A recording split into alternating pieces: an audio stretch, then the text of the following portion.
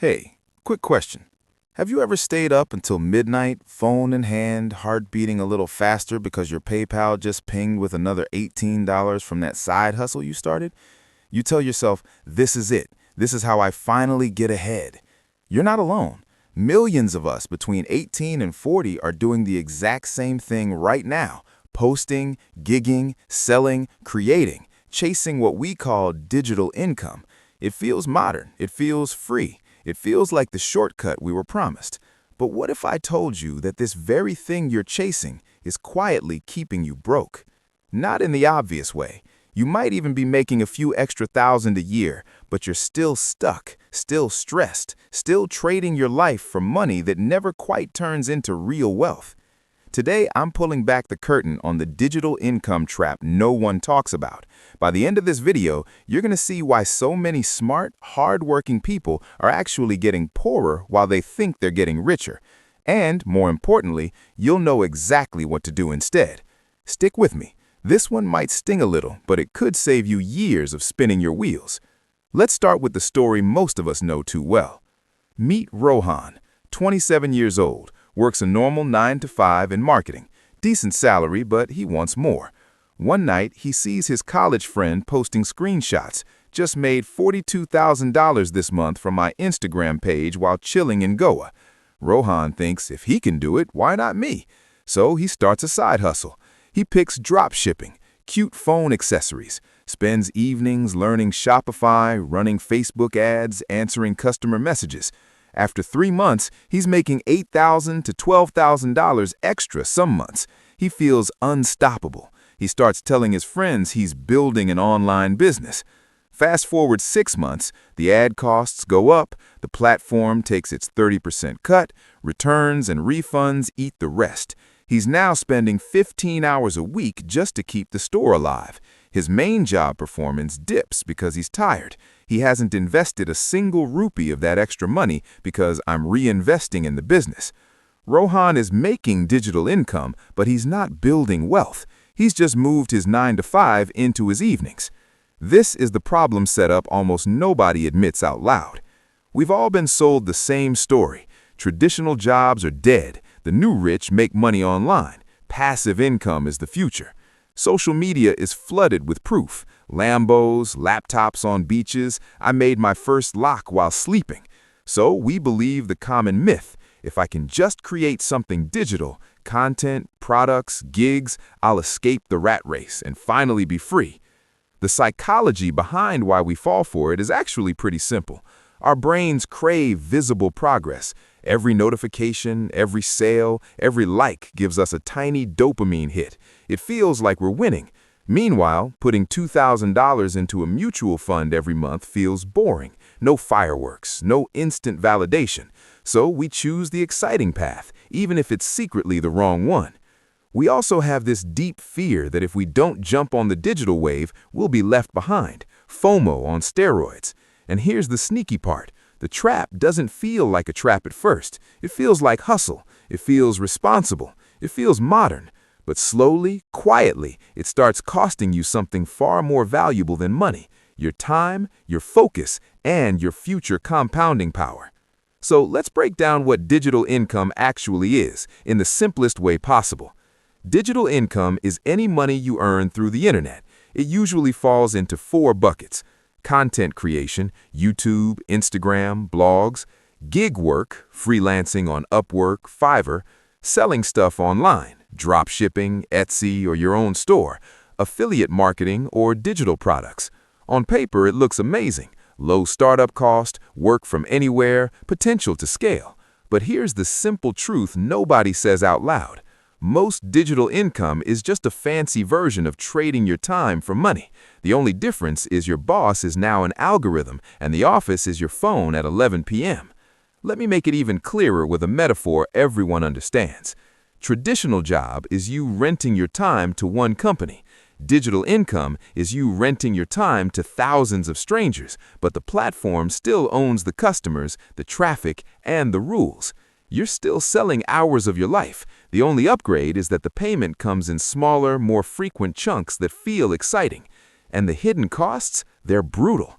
Platform fees, advertising costs that keep rising, time spent that no one sees, research, editing, customer service, taxes you forget about until the end of the year, mental exhaustion from always being on.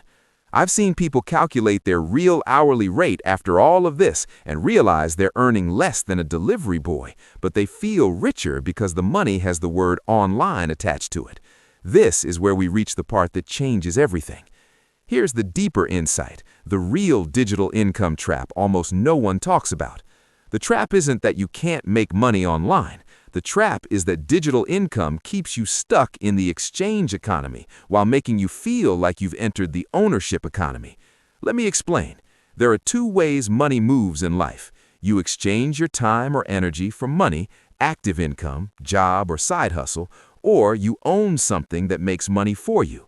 Assets, investments, businesses that run without you, intellectual property that sells repeatedly. Digital income tricks your brain into thinking you're doing number two when you're almost always still doing number one. You feel like an entrepreneur because you're your own boss, but you don't own the audience. The platform does. You don't own the product in many cases, the supplier does. You don't even own the traffic. Google or the algorithm can take it away tomorrow. This is psychologically devastating. We humans have a strong need for autonomy and progress. Digital income gives us the illusion of both. We get the pride of saying, I run my own thing, but we're still dependent, just on invisible systems instead of a visible boss.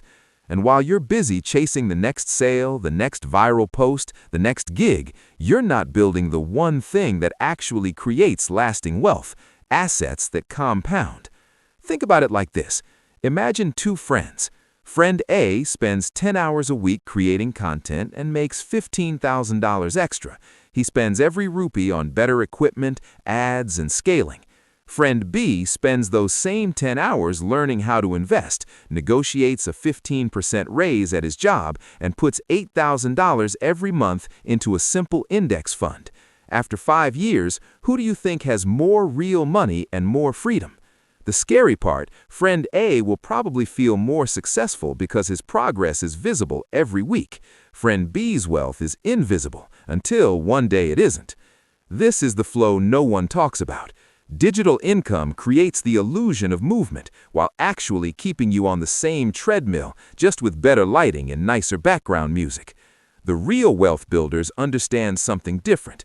Digital tools are incredible, but only when they help you buy, build, or create assets, not when they become the asset itself. So, what should you actually do? Here are the practical takeaways you can start using today. First, audit your current digital efforts honestly. Calculate your real hourly rate after all costs and time. If it's less than what you could earn by upskilling in your main career, it might be time to shrink or kill that hustle. Second, treat digital income as a bridge, not the destination. Any money you make from it, automatically send at least 50% straight into investments, mutual funds, index funds, or even a systematic investment plan. Don't let it become lifestyle money. Third, shift from creating content to creating assets. Instead of posting daily reels for pennies, spend the same energy creating one digital product, a simple course, an ebook, a Notion template, or even a small software tool that can sell repeatedly without you being there every day. Fourth, protect your time like it's your most valuable investment. Set hard boundaries. No more just one more post after 9 p.m. Use those freed up hours to focus on your main career growth or actual investing education. And finally, change the question you ask yourself. Stop asking, how can I make more digital income? Start asking, how can I use digital tools to own more assets that make money without me? Do this, and you'll stop falling for the trap. So here's the final thought I want you to carry with you. The real danger isn't failing at digital income. The real danger is succeeding at it just enough to keep you distracted from the path that actually leads to freedom. Because true wealth isn't measured by how many PayPal notifications you get. It's measured by how many mornings you wake up and realize your money is working harder than you are. If this video hit you in the chest, do two things for me.